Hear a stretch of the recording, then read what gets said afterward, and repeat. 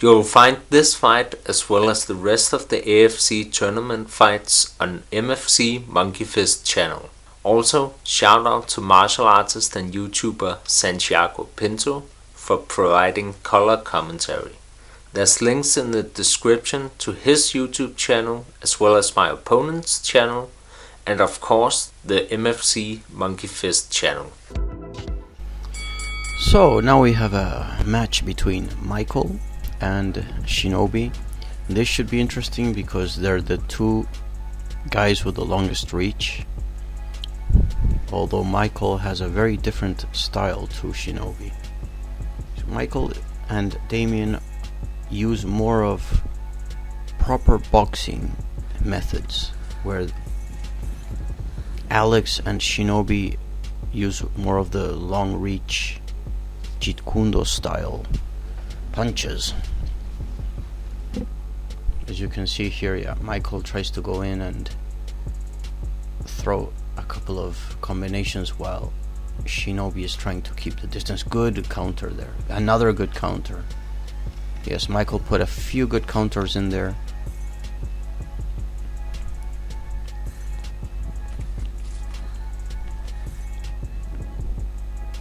And they're looking for the... There we go.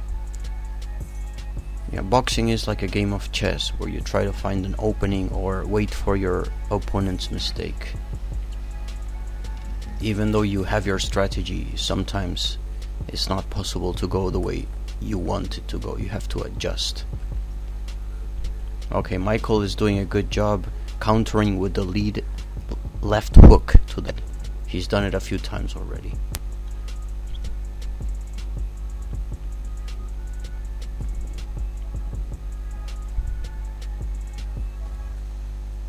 Alright, good. That was a good connection by Shinobi with the lead hand.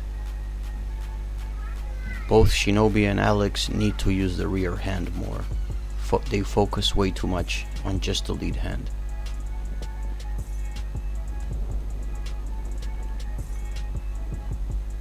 Okay, Michael goes in for the offensive, and he did put in a couple of good punches there. I would give that one to Michael again. Of course, I am not present there, so it is hard to know what the judges see and what they call for, but I did see it. There we go, some good counters by Michael. That was a good one too. He touched and he avoided the counter. Both of them went in there, but yeah, with the there we go, with the left hand, Michael did put in some good counter punches. There we go again.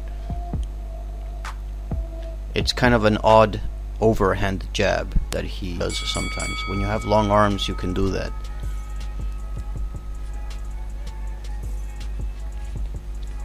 See, Michael does stay with his orthodox stance most of the time, which is a good thing. Switching around too often is not very good. You want to do it when it's the right time. You don't want to switch hands all the time. Good. Now Michael is a little bit more neat.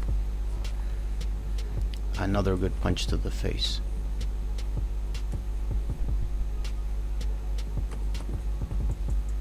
Another good counter over there. Good job.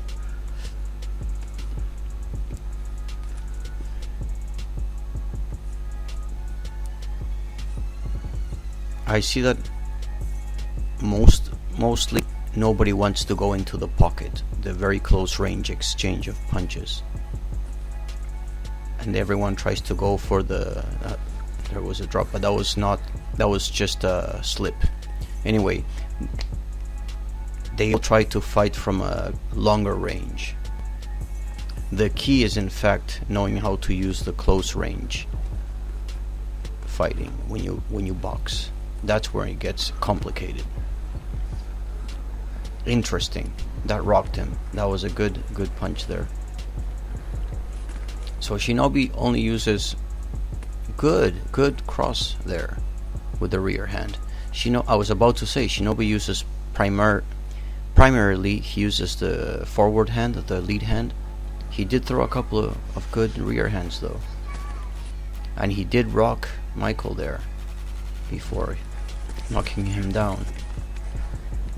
They're not going full contact here, but some punches will always land a little bit harder.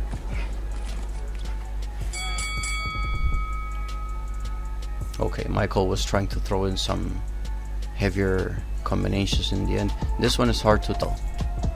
The first round I give it to Michael, but the second round I don't know.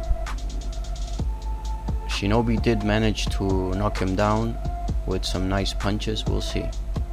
We'll see how they go. That was a great punch to the face by Shinobi. I think Michael in the end decided he wanted to go further, but didn't quite go. Let's see. Shinobi.